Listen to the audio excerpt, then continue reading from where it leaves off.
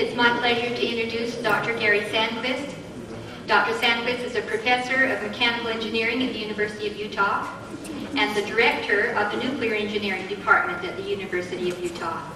He was a U.S. naval commander. He is an American board-certified health physicist, a nuclear science expert for United Nations International Atomic Energy Agency, and the chief scientist and quality assurance officer for Rogers & Associates Engineering Corporation.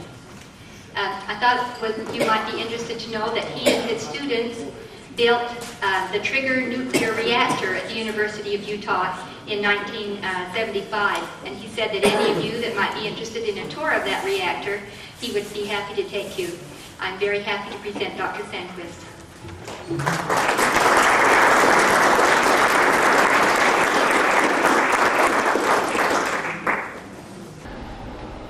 Another problem I have is as I'm getting older here, just turned 60, and I'm starting to draw my Navy retirement now. I don't know if any of you have been in the reserve or so, but still too vain to wear glasses, so I print very large transparencies, and I hope that's helpful for some of you so you can read it. Anyway, I'm here to talk about radiation, and it's something that is traumatic for many people. In fact, I recall once I operate a small research reactor at the University of Utah, and Sharon asked me if, for those of you who live in the valley here, if some of you are involved with teachers or students or such, and you'd like to really visit a reactor and see if you can survive such an incident or not, please come. Children come all the time, and I think they've all survived. I see even some of them that were there 20 years ago are up at the university now and or have graduated and gone on. Anyway, I want to talk about low-level radiation. We usually refer to that often as background radiation, or that radiation that we're exposed to continually. Let me just give you a little bit of a feeling about it. Although I'm not a high-energy physicist by any means, and they're having a hard time finding jobs these days, as many scientists are, unfortunately. One of the interesting speculations about modern science right now is the universe. Is it open or closed?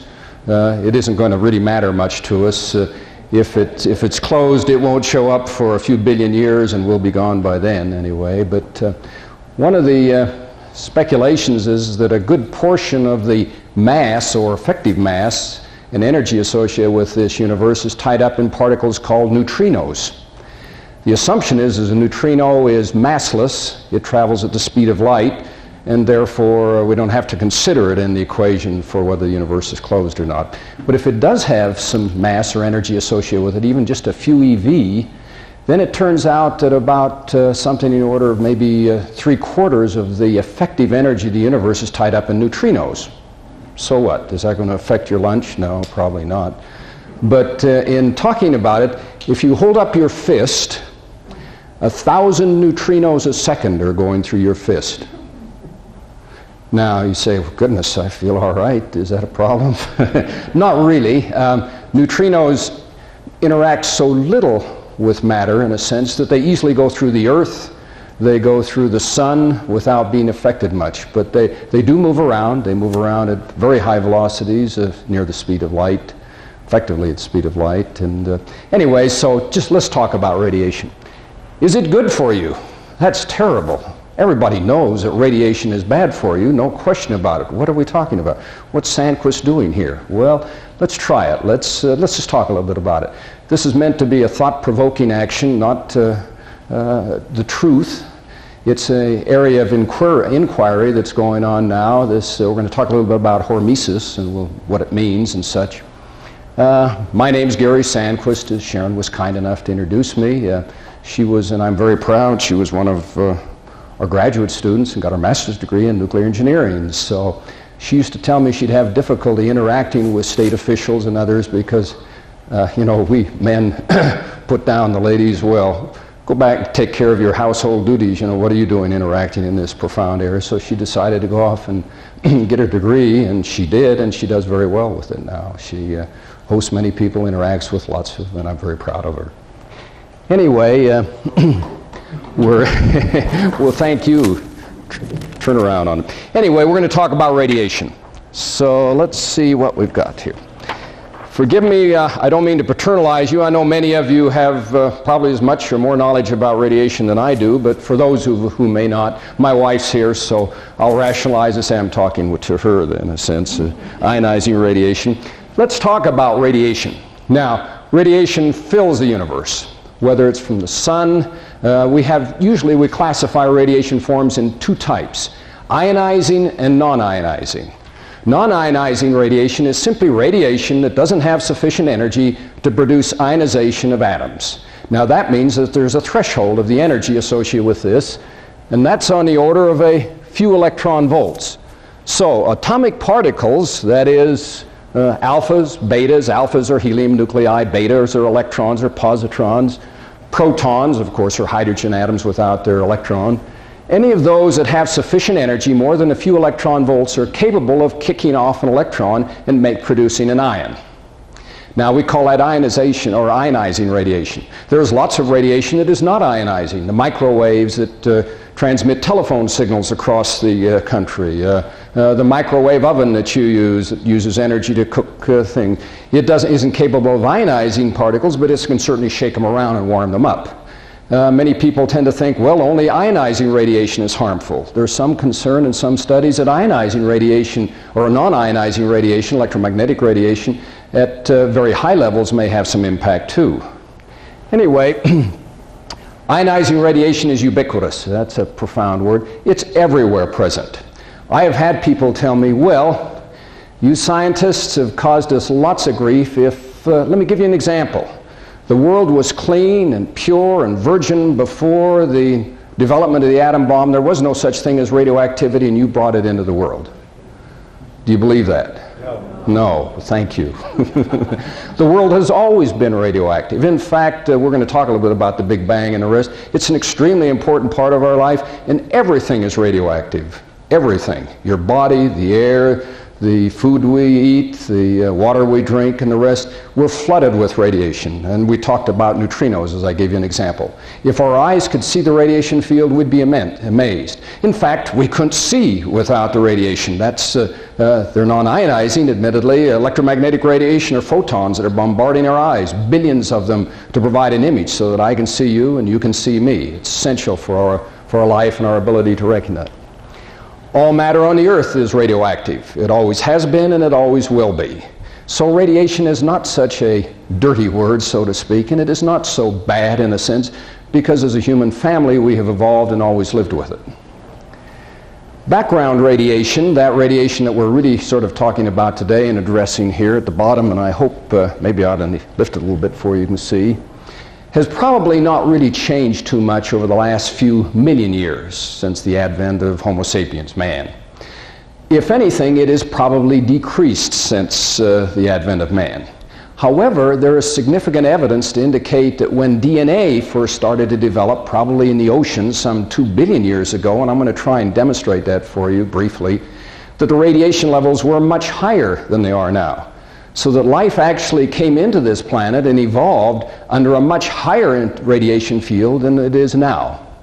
And if radiation were so bad in a sense, how was life and DNA and the genetic code and the rest able to evolve under such an intense background and field? We'll touch that briefly. Well, in order to understand radiation, and since it can have detrimental aspects, there are 3 models that scientists consider, or at least recognize. Now, it doesn't mean the public, nor the government, or regulators recognize all 3 models, but there are 3 of them. Whenever a scientist does analysis, he always likes to start out with the simplest model, mathematical model, and that's a linear model. Y equals mx plus b. Remember any of you in algebra or the rest, y is proportional to x. If I double x, I double y with some kind of an intercept or such. The linear threshold model. The assumption with this model is that if there's an effect at one level, let's say if I see a detriment associated with high levels of radiation, I expect to see proportional effects at all levels of radiation. Whether if it's much smaller, I see fewer effects. If it's much higher, I see larger effects. Very appealing. Sounds good. True problem is the world is seldom linear. it is usually nonlinear. It has different behaviors. It doesn't behave in that way. It would be nice, it'd make the mathematics a lot simpler, and for teachers in school and the rest, life would be easier, but it isn't. What it often appears to be, at least another possible model, is there's a threshold. At certain levels of radiation, or whatever it might be, and we're going to look at some examples, the effects disappear. I don't see them. Now you could maybe argue, well, the levels are getting so low that I don't see anything and it's lost in the noise, and so I don't have to consider it any longer. This is called the threshold model. It just simply says that exposures below a certain threshold above it produce a proportional effect, but below that do not. Finally, there's a model that I want to at least have you consider today and talk briefly about, and that's called hormesis. It's a Greek word. We'll explain a little bit more about it in a sense.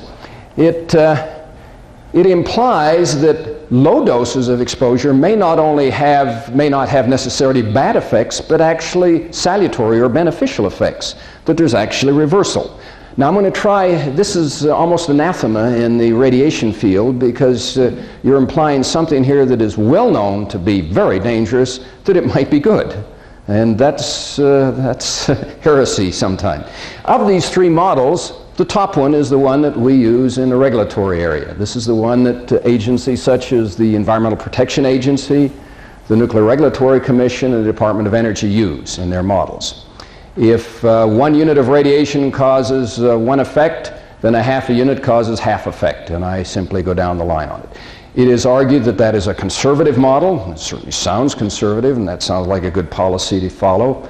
And it's interesting, this kind of model now has been well imbued, well indoctrinated in a sense to our government circles, and this is the basis of our regulatory basis. It controls medicine, nuclear power development, many other areas. The threshold model is acknowledged by some scientists, and they've said, well, it is possible that below certain effects, this allows background radiation to come in and have some bearing. But since that we don't know where that is, it is conservative to simply assume the linear model, because the threshold model will fall through and we'll simply extrapolate to zero, and that shouldn't cause a problem. The one that's heresy is this bottom one, hormesis. Suppose I propose to you that low levels of radiation are actually beneficial. Oh, goodness, that really does excite people. And I'm going to talk about that a little bit briefly. I'm a member of the Health Physics Society. There's a raging current going on about this now. I'll even read, if we have the time, a few excerpts from that. Former president wants all of the present board members who have proposed such a model to stand for re-election. He thinks that what they've done is simply unacceptable, and that the society needs to purge itself of these inappropriate thoughts. Everybody knows the world is flat, forgive me. But there are others, of course, pushing. But the implication for hormesis is that low levels of radiation have been something that have been associated with mankind for a long period of time, and maybe is actually essential to life. Well, let's go on from there. Let me show you what the mathematics look like, the curve at least from that point of view. Let's consider something that we know. Up here in this level here, we know that these kind of radiation levels, something in the order of 10 grays, which corresponds to 1,000 rads or so, or 100 rads, we know that from animal experiments and from the atom bomb use in Japan and the rest, can lead to lethality in humans.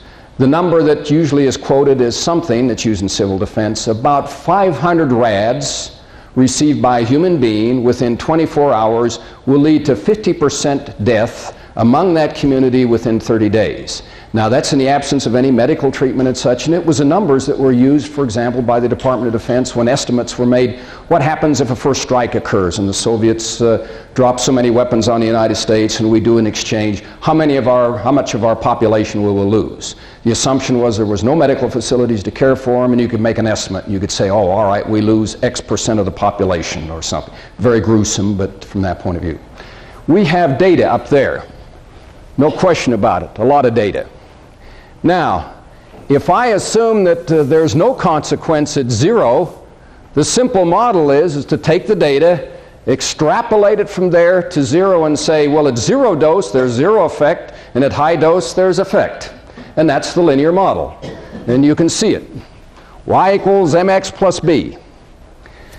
Another possibility, of course, is this threshold, and we don't quite know how the curve might tip over, but perhaps what happens is that the data comes over here and drops earlier and goes to 0 before 0. Maybe there is no effect at background levels.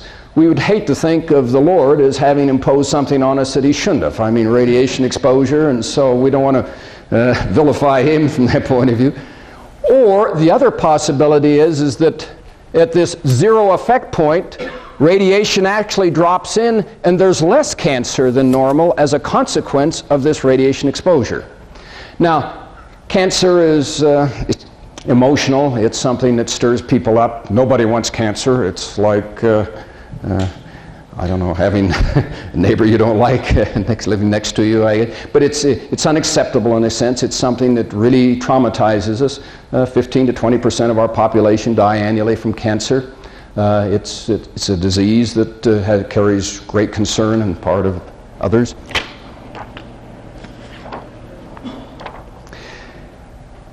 What is hormesis? Briefly. The little bit of training about the word. The Greek word is hormo, means to excite, stimulate, bring about. Hippocrates observed, kind of interesting, and it goes back a long way, so hormesis or homo has that, in a sense, that a certain level of stress or dose is essential. Small stresses stimulate, while excess stresses inhibit or destroy. That isn't really such a new or profound idea. We'll look at it briefly and again. So the consequences of hormesis are really perhaps unique, or not, well, I want to say everywhere present in our environment. No stress or stimulation prevents or limits growth. Think about it. All of our teenagers seem to believe that. Too much work, especially if their parents impose it on them, is not good. It'd be better to do essentially nothing. We know better than that. A little bit of work, a little bit of stress gets them going. Moderate stress invigorates them, gets them going. Too much, they can overdo it. Usually it isn't in doing what we ask them to do, it's something else, and then they get exhausted and they're not much good for anything else for a while. But in fact, many agents in the human environment may well be stimulating in small amounts and inhibitory in large amounts.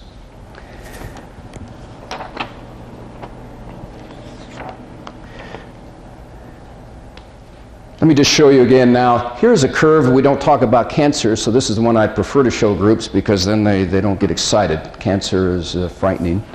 Here, response, stimulate, normal, depress, and if you stimulate or depress too much, you might lead to a severe consequence, death or so. Notice in this case now, 0 dose, we notice here, it's small doses. I get some stimulating positive effect. It crosses over the 0 effect point, and then too large a stress leads to some other model. Notice there's the linear model, there's the threshold model. Now we're not talking about radiation or death, we're just talking about any agent that might be of interest. I'd like to just, although it might seem a little corny to you, but let's just try hormesis for a few sample examples. And the one I like to pick is, well, I've got to give you the scaling number first of all. Assume we're talking about a daily exposure. 24 hours. Background radiation here in Salt Lake City, probably a little higher, but that's all right wherever you live in the U.S. Background radiation is about 360 millirem per year. Well, all of us know there's 365 days in a year. If I divide 365 into 360, that's about 1 millirem per day. That's about background radiation.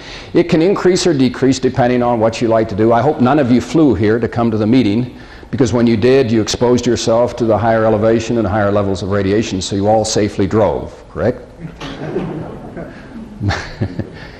That driving is much more risky than flying anyway, even in spite of TWA and the rest.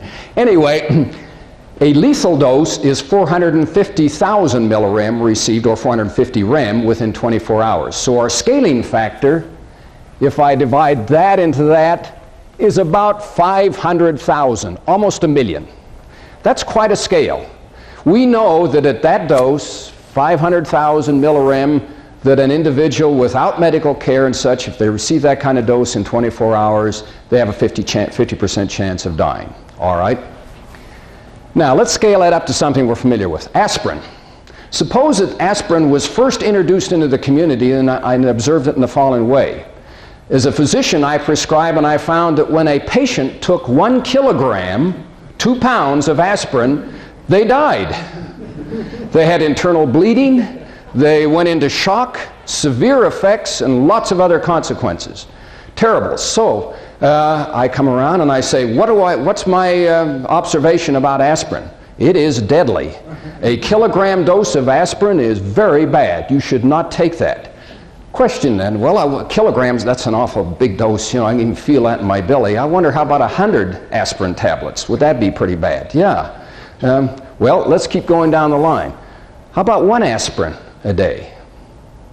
Well, I like this one because I believe in 1 aspirin a day. Maybe it's because I'm in the military and it's good prophylaxis for heart disease for men like us who are much more susceptible to heart disease than others. It's been found, and very good evidence to indicate, an aspirin a day keeps heart attack away. Corny, but and it's significant. It's something like a 30 to 50% reduction from aspirin. Now, we don't fully understand what it does. Apparently, aspirin is a very interesting drug, salicylic acid in the sense. It affects enzymes and others. And so, here's an interesting component or agent. A small amount of aspirin can be very beneficial, but no question, a lot of aspirin is bad. That's one of the reasons I can recall I used to buy aspirin in large quantities, 1,000 pills in a bottle, and I complained to the pharmacist. I says, you know, why don't you have large bottles available anymore? I know, you just want to charge more. He says, no, to the contrary, by packaging them in smaller bottles, we reduce the chance that somebody will take 1,000 aspirin in one day. And I said, well, all right. I said, I hadn't planned on that, but I guess maybe there are some folks who might want to take that many. Anyway, other things, a little corny too. Some of them are hard to comply with. Your normal food intake's about 2,000 calories, probably overdid it today. Thermodynamically, that's equivalent to about 100 watts. You're about thermodynamically equivalent to a 100-watt light bulb. You know that? That's about it. That's about your energy input. So, if I said, well, I know I need 100 watts, but maybe for some activity I want to take 50,000 times as much. Well, that's 1 billion calories or 50 megawatts per day. That's enough to boil me, literally, 50 megawatts.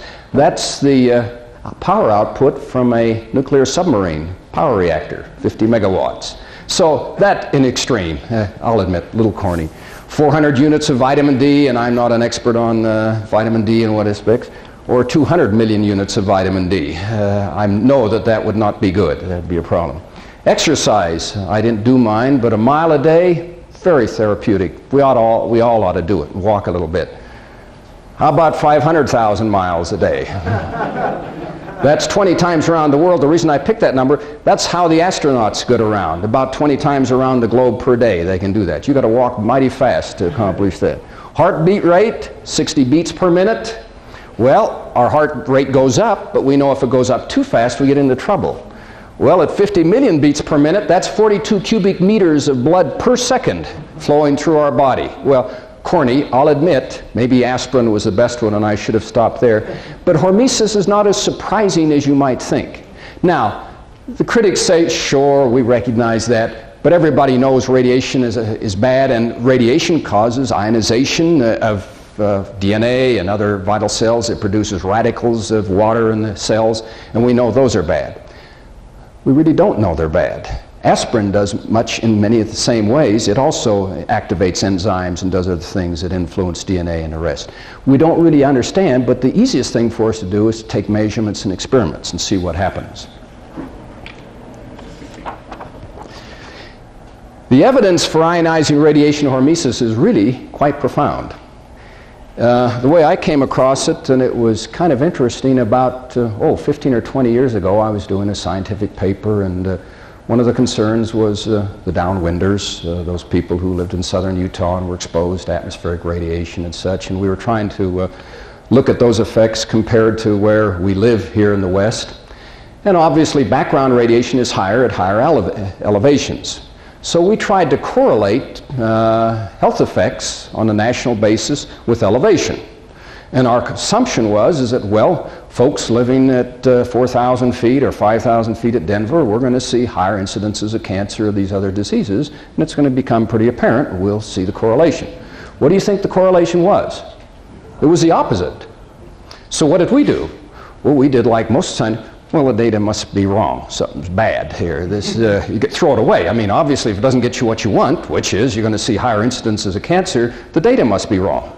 So we just walked away from it and didn't do anything, didn't publish, didn't dare publish 20 years ago. We didn't say much about it. But anyway, there is now, and I wish I'd have brought the book, a fellow by the name of T.D. Luckey, who's written a book for Chemical Rubber Press, which is an impressive publisher. They published the Chemical Rubber Handbook, which is the Bible for data for chemists and others in a sense. He's published over, there are literally thousands of research articles and papers and such indicating evidence for hormesis. And yet the regulatory groups and most of the scientific community simply dismiss it. Because why?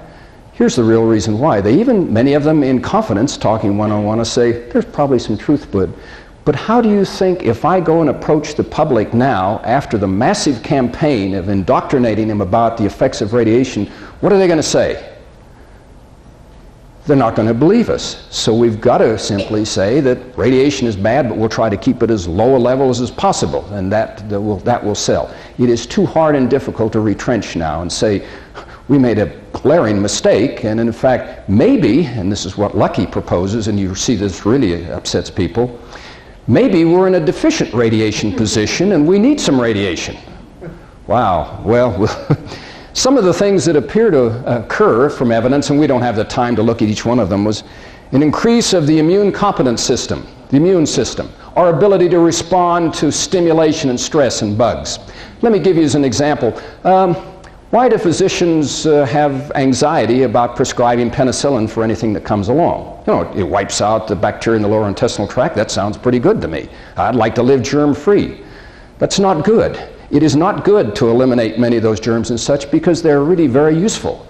And the problem is that by wiping out in the lower intestinal tract that basic structure that I need of parasites, pathogens, and the rest, that I allow myself to be exposed to other things like viruses and such that my body doesn't have strong defenses. That's the immune system. And it appears that of all of the aspects that hormesis has the most importance on or basis is the immune system. It stimulates the system, keeps it up, provides the enzyme levels and the rest so that the body can approach and attack and handle itself and meet these. Enhanced growth and development of rats. Rates, I should say, development rate. We actually find that if you take two control animal species, mice or whatever be the case, expose one to no radiation, another one to low levels of background radiation, the ones with the low level background radiation thrive. They grow better than the others. It is not true that absence of radiation leads to a better lifestyle and a better rates. Longer lifespan. The mice not only thrive, they last longer.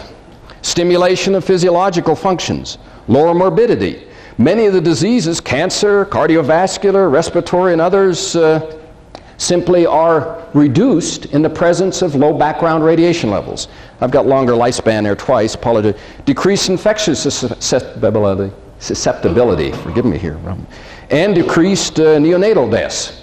There's one that's kind of sensitive, One of the areas where radiation is particularly appears to be sensitive is in those very early stages when a woman is first developing her baby. And we know that because of the high turnover and rapid production of cells and the DNA and the rest, that there is a sensitivity of radiation there. We don't have the time to look at all of them, but I wanted to show you some examples of this hormesis data, and if any of you are interested in it, I would suggest that you look at Luckey's book. It's an impressive one. It's there. All ionizing radiation deposited in the cells produces free radicals. A radical is where the electron is not liberated from the atom, but put into a higher and excited level, and the chemistry changes. Now you say, what in the world are you talking about, Sandquist? What happens to you when a virus or a bug attacks you? How does your body respond to it? You usually run a fever. You increase your body temperature a little bit. Why? Not very much, just a few degrees. In fact, as adults, we can't tolerate much more than a few, but children can higher. Your body temperature rises. Why is that? Just to inflict you? No, because by increasing your body temperature, the body now can produce more radicals, change their chemical reaction and the ability of these enzymes to interact, and so your body interacts chemically. It's changed at a different level, and the body is now able to respond. You don't want to operate too long at this higher temperature, but for sufficiently long for your body's natural immune system to respond and to suppress the virus or the pathogen or whatever it else has invaded the body. Then the body returns the temperature. Very important, makes good sense. Radiation does much the same thing that chemicals and temperature elevation do there. Repair of DNA, RNA, enzymes, membrane are all important, and they're all associated with low levels of radiation and what they're capable of doing. However, it appears that the activation of the immune system is the most significant. Let me, I pulled these out of Lucky's book. Apologize, some of them. We're talking up here now about very large doses of radiation. No question, severe consequences. In animal experiments, you start to see loss. Notice what happens to the curve. Here's the assumption for the linear model. There isn't a great deal of elevation, but notice it goes up, peaks at about 5, and then falls off afterwards for this set of experiments. Well, you say, oh, it's only a few data points, dismiss it. Doesn't mean anything, let it go. But it's kind of interesting. There is a turnover. Threshold here, turnover and going down. Let's take a look at some others. Here are some actual studies that have been done in the U.S. associated with background radiation and tracing these diseases, leukemia, lymphoma, various types, looking at altitudes, usually trying to correlate those with background radiation, lifestyle, and other indications. Notice the curves go up, and for some of them, they simply continue to climb. But notice here the elevation levels. The question is we don't quite see the turnover here, but in some cases we do. On this one we do, but we see some turnover. This one appears to be linear, but many of them have some bending or curving, indicating that there is perhaps a threshold or that there are some effects associated with dose and dose rate.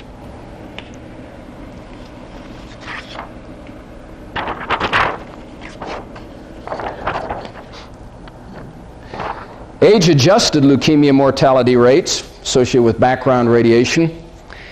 Leukemia, of course, is cancer of the blood.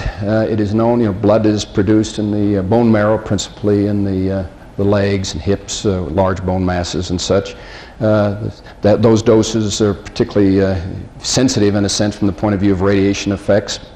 And if there is a correlation between radiation and the inception or induction of leukemias, you would tend to think then that given an analysis, of data points associated with population, age-adjusted here, you would tend to think then as the radiation levels went up, this curve should go up. To the contrary, as the background radiation levels go up, the curve goes down. Notice the data, there's a spread of data, but we perform what's called a regression analysis and statistic in a sense, and you look at it and the regression, the curve is down, and it's 0.45. We would prefer it higher to give us because of the spread of data, but there's a lot of uncertainty here. But this is typical of the kind of data. It seems to indicate that that there is not an increase in these diseases with increase in radiation exposure, that to the contrary, often there is a reduction.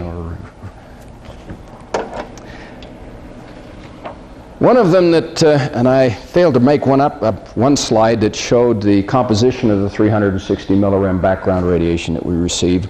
Over half of that is associated with radon. What is radon? What are we talking about?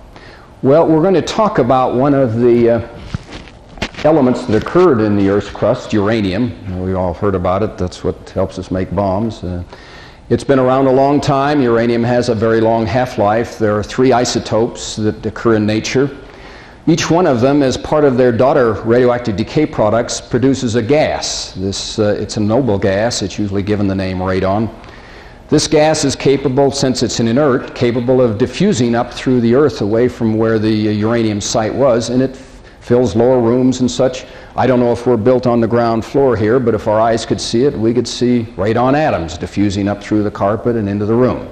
They continue to undergo decay, and the assumption is now, measurements seem to indicate that from EPA, that over half of our background dose comes from this gas called radon.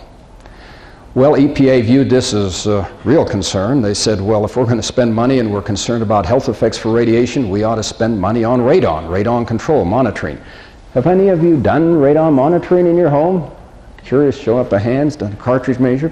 4 picocuries per liter is that magic number. If you're below that, you're safe, and if you're above that, you're in trouble. And we do that in a lot of society. I can drive 25 miles an hour, or if that's the speed limit. 26 is citable, 24 or 25 is all right. So when you set science by committee or regulation, that's what happens. Anyway, radon levels have been measured, and in fact, I understand real estate agents and others sometimes have to perform such measurements to sell their homes in a risk.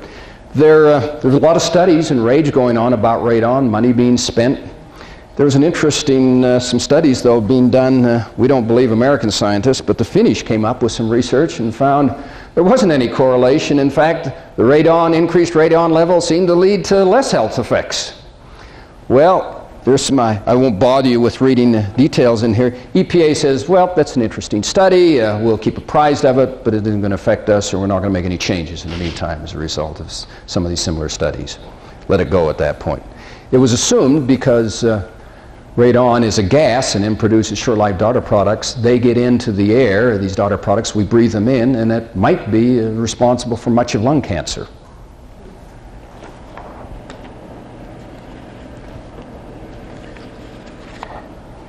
Here's one that was something like what I did 15, 20 years ago.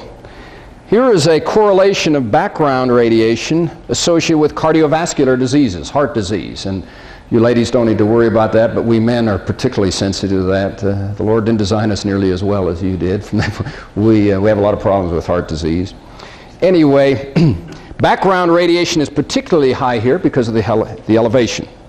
It's lower here, and it's lowest down here. So where do I enjoy the lowest cardiovascular heart rate problems, in a sense, or cardiovascular disease problems? Well, the correlations are, these are the highest rates, these are the lowest rates. Now, you can argue, well, there are lots of other factors. Maybe these people are just better people here. I don't know.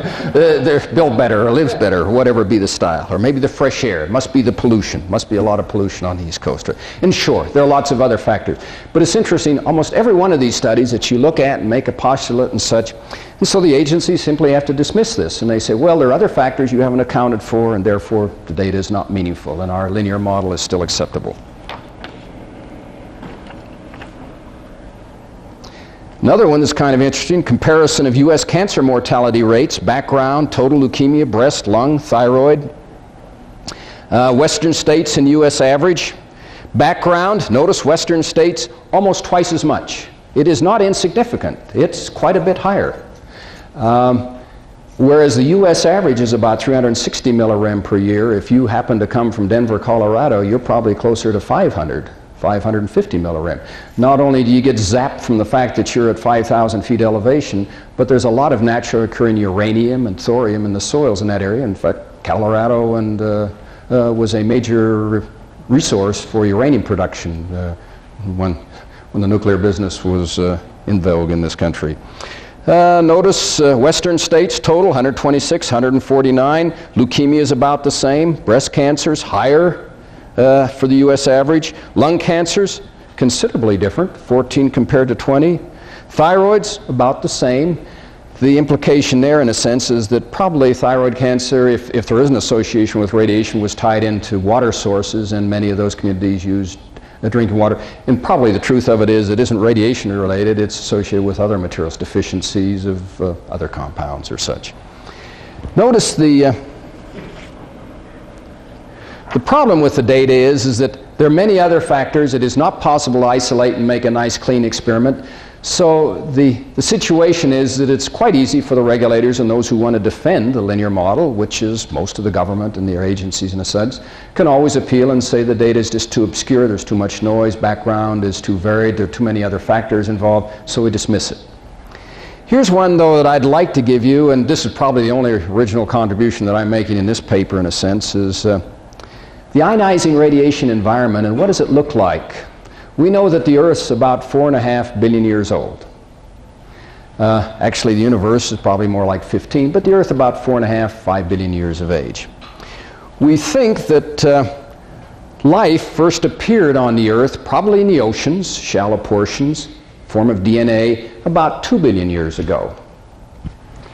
So, That implied, and by life, we usually associate that now in a sophisticated way, DNA. The genetic code tied up, its capability for tying on reproduction, and whether it's pathogens metastasizing or development, division, whatever be the case. But so what we'd like to do is say, if we can, and this is a little bit presumptuous on our part, what was the world like 2 billion years ago? That's a difficult question to ask, but let's just take a look at it briefly. What were the components of radiation then? Well, probably much the same as they are now. Cosmic rays. Cosmic rays come in from outer space. We're going to look briefly at those in another transparency. Terrestrial radiation sources. Terrestrial means the Earth, those in the air, water, and soil, other materials here that there. And we're particularly interested in what the ionizing radiation conditions might have been in the oceans, because if that's where the DNA evolved and it was exposed to that radiation, if the effects were too unacceptable, too formidable in a sense for the DNA to expand and proliferate in a sense, then life shouldn't have appeared. And we have some evidence that it has. Life did appear on the Earth. We're here.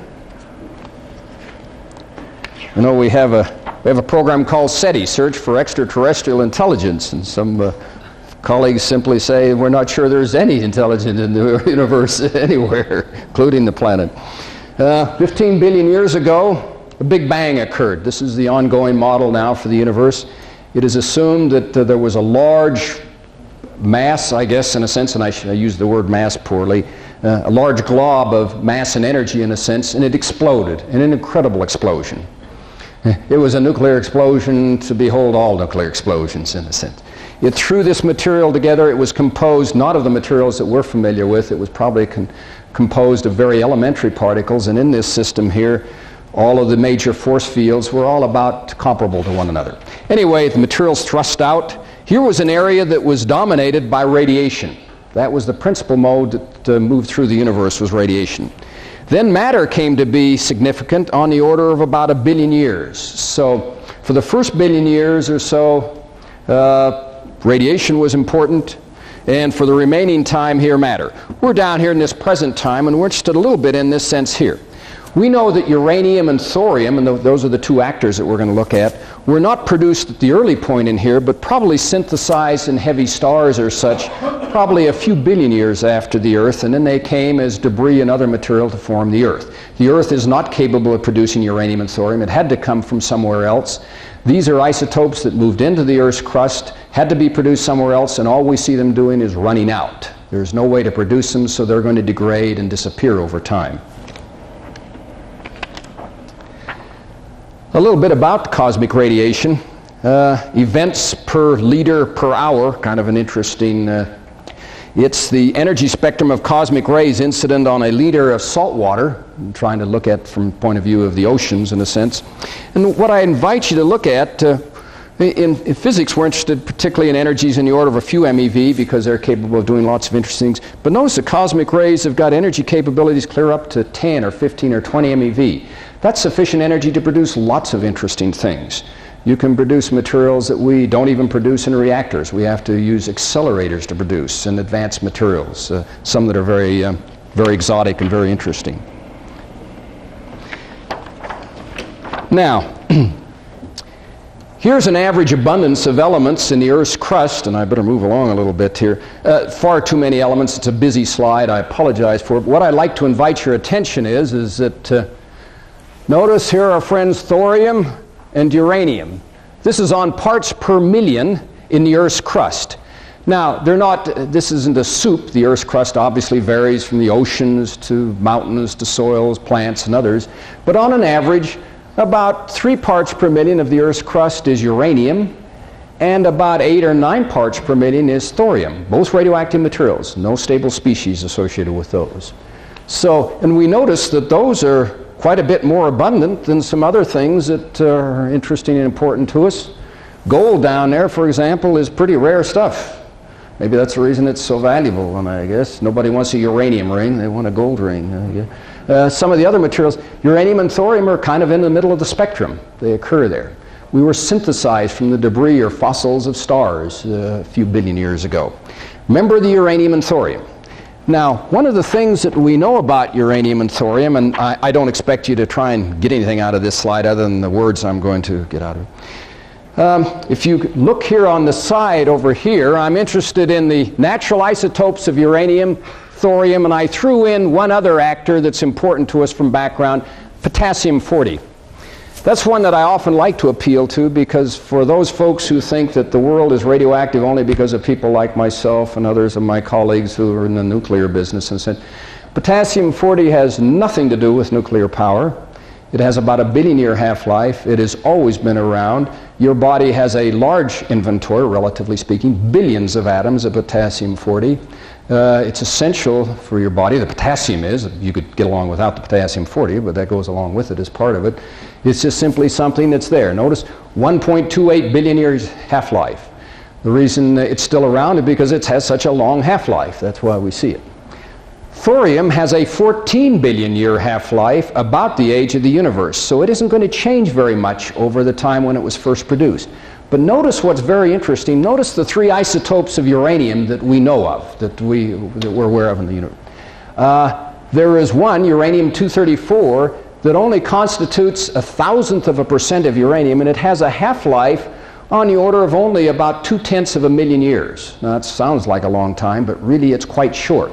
We're seeing just the tail end, the ash of uranium-234 as it burns out. What we're really seeing principally is uranium-238. Notice it is 99% of the amount of uranium around. 1% is U-235, and the other is lower. It's kind of interesting. Had uranium-235 not had a 714 million year half-life, we'd have no nuclear weapons.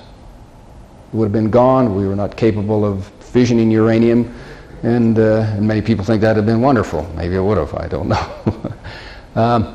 But anyway, we're seeing some of that, and in a few more billion years, it'll even get less.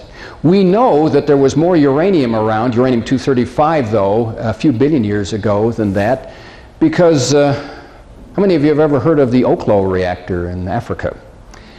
About 2 billion years ago, nature put together its own fission reactor. I think it's kind of interesting, you know. Science moves along and thinks how profound we are, and we do things that nature doesn't know how to do.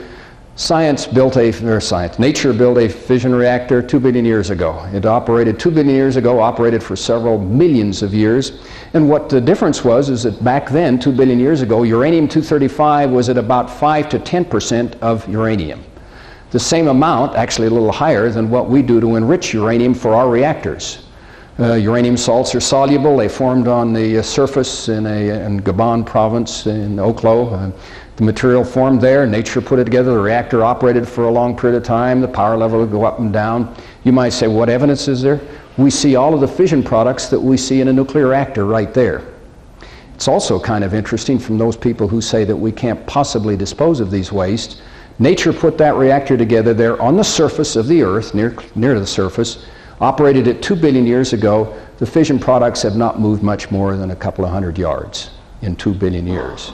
Question, nature can do it capriciously on the surface of the Earth, but man can't possibly do it for 10,000 years. Maybe they're right, but I don't think so. Anyway, what is of concern to us, let's take those three isotopes and scale them back 2 billion years ago. We know that's when DNA first formed in the oceans on the planet.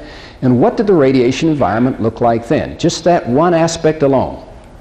Well, if we take those, go back, here's 100 million years ago, 1 billion years ago, 2 billion years ago, and we ratio the activities of the uranium. Let's assume that the same amount of uranium that occurs in the oceans now was present 2 billion years ago.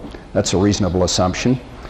The activity of the uranium present then, which was due mostly to the uranium-234 and not 238 then, such, was 10,000 times higher than it is now. 10,000 times higher, the background radiation. Radon is a direct consequence of the decay of uranium in the soils and the rest.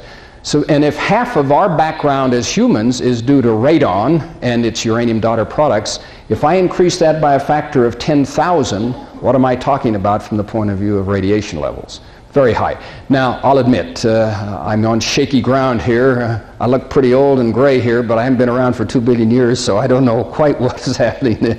But the indication, no question about it, this is good science. The levels were true, but could the uranium levels been higher or lower? I'm arguing that if they were similar, the radiation levels were much higher than they are now, and DNA synthesized and came into being under that kind of radiation field. If it were so bad, and those levels were that high and had that deleterious effect, how did life come and appear on the planet? Now, maybe it didn't appear in the oceans. Maybe it appeared somewhere else, in the crust or such. But even then, uranium was there too. So, just that level. So if we just look at that one aspect, we're living in a radiation field, natural background, that is much less than it has been in the Earth's past history. And life evolved in that, and we've accommodated to it. We know much more, and we've adjusted much better to that level of radiation than we have to other things. If you were to ask me for such a question as, in our modern industrial society now, we have quite a bit of lead in the environment from gaseous fuels and the rest. It's only been a present in the last 50 or 100 years. What is the long-term effect genetically of lead in the environment? 100 years is a very small database. Don't know. Don't have the slightest idea what impact it'll have over long periods of time. But we do know what radiation will have and such. Well, there was my, I was going to give you some technical details about all alpha emitters can be classified by the so-called 4N plus K series, and we looked at it. Thorium-232, the bismuth, there are no long-lived isotopes of this series here. The shortest, or the first one that I encounter is bismuth. That is at, and I apologize, I dropped the I out of there, 209, which is stable. But you notice uranium-234, 238, and uranium-235. Well, if hormesis is true, or if there's even some basis there, what would be the regulatory impact and consequences of such a model and its aspect? Devastating, in a sense, to the regulators, and it would probably loosen up many of the problems. Sure, nuclear power plants cannot be operated and have major accidents, no question about it. High-level radiation, low levels of radiation, a Chernobyl kind of accident, are very bad. I know I was involved and heard some of the people testifying on it. If you want to put Chernobyl into some kind of a perspective light, it was essentially a large nuclear device involved in an atmospheric explosion, say in Europe, as an interchange, just a single device. That's the consequences of Chernobyl. It was the fallout and the release of, say, 200 kiloton, 500 kiloton nuclear weapon, just one weapon used in Europe, and its impact. No question about it. Bad. It was a very unfortunate situation. So it gave us a taste. In a way, I think it was good from the point of view of just seeing what were the consequences. We could certainly never conduct a test such as that to see what the impact was. And it was devastating from the point of view it's had profound impact. Although we really don't know what the health consequences are, but a lot of money and effort is being spent to try and assess it now from Chernobyl.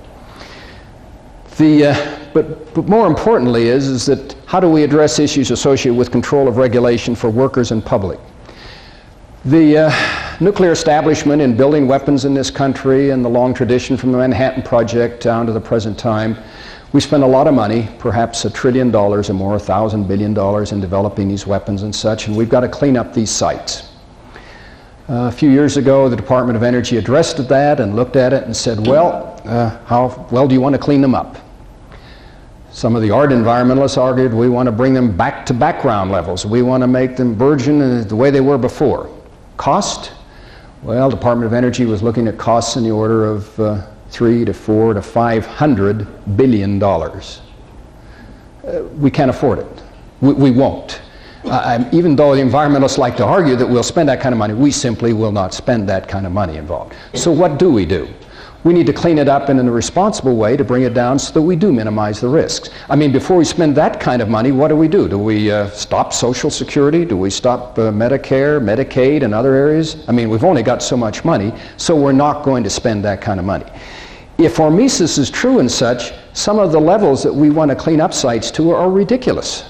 We're cleaning them up lower than background, and as a result, we're bankrupting ourselves. And that's part of the reason, in defense, the Department of Energy has a lot of problems, and I hate to defend them in a sense, but much of their inaction has been because critics, environmental groups and others are demanding such low levels of cleanup, they just don't dare bring up the costs. If we want to restore Hanford to its virgin conditions, we're going to bankrupt the country. It simply cannot afford that kind of money.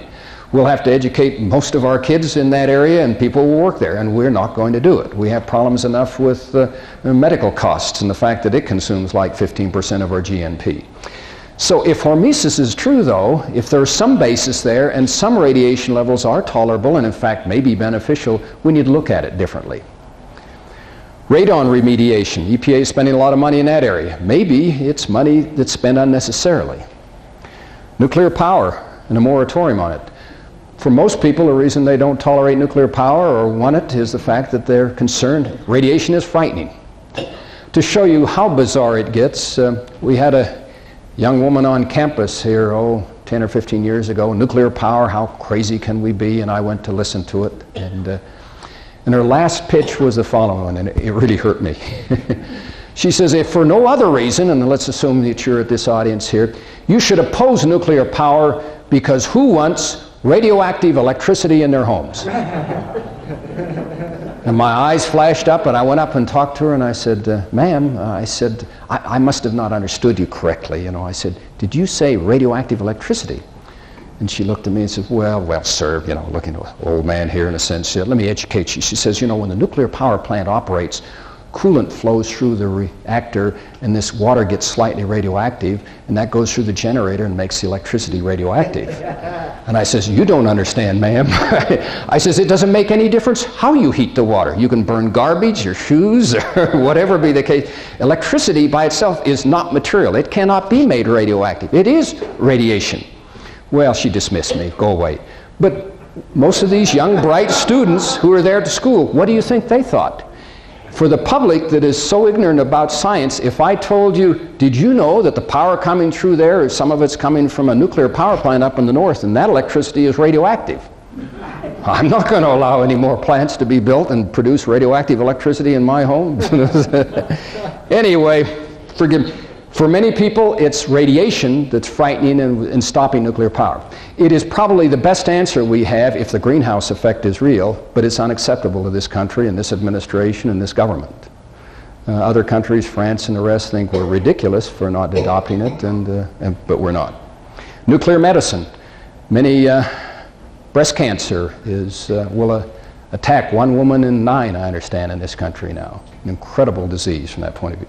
Many women now will opt to forego the radiation treatment because they're so frightened of radiation and will opt for surgery, very radical surgery and such, because of our concern about radiation. Industrial applications too. Radiation is very useful in medicine and other areas that we use. Well, my time is up. Let me close with just 2 last slides in conclusion here. My friend Lucky proposes the following, that perhaps the radiation field looks something like this. At sufficiently high doses, we don't care what the numbers are, and there's evidence to indicate that, they're lethal. As you move up and the doses get low, they're still excessive and they need to be controlled and monitored carefully. I approach a point where the effect is 0 now, that threshold. I say at this point now, the amount of radiation involved really is neither beneficial nor detrimental. A lower level in this field here is actually acceptable, optimal, marginal, and such. But in this region here, if you're going to dismiss it, even if you don't want to talk about it from the point of view of being beneficial, in this region here, the radiation is a toss-up in a sense. It's not going to have a beneficial effect. From here on down, too low a radiation field actually leads to some deficiencies and losses. That's the claim. Question is and here my conclusion, does radiation hormesis occur? Much of the scientific community, even though they acknowledge they know what it is and have talked about it, they say it's simply not a credible field to look at. The health physics field approached the nuclear power industry and said, the government isn't going to give us any money to do research in this area, would you? They said, we don't dare. How do you think the environmentalists and others would say if we start funding that? You're already going to taint your field, so if nuclear power and the utilities put money into your field and you come out with what appear to be self-serving to us, what good is it going to do? And if it is true, what should be done? Anything? How do we handle it? Should we ignore it? That's what we have done so far. Let it go. Does it matter? What is the appropriate policy regarding nuclear power? It's dying in this country. We haven't ordered a new nuclear plant since the 3 Mile Island accident in the 1970s, and it doesn't appear we will. We're building coal-fired plants. I'm much more concerned about the greenhouse effect. If somebody poses to me and says that we have a technical problem, we need to clean up the atmosphere and remove CO2. I don't know how to do that. I know how to store waste. I think I can store nuclear waste for a few thousand years, but I don't know how to process the Earth's atmosphere in any credible way. Finally, not only nuclear fission, but nuclear fusion will result in radiation. Do we simply eliminate those capabilities for producing power for a future generation because of our fear of radiation or anathema towards it? Well, hormesis. Remember the words, think about it. I'm not here to imply that it's proven in a sense, but it's something that ought to be considered. Thank you.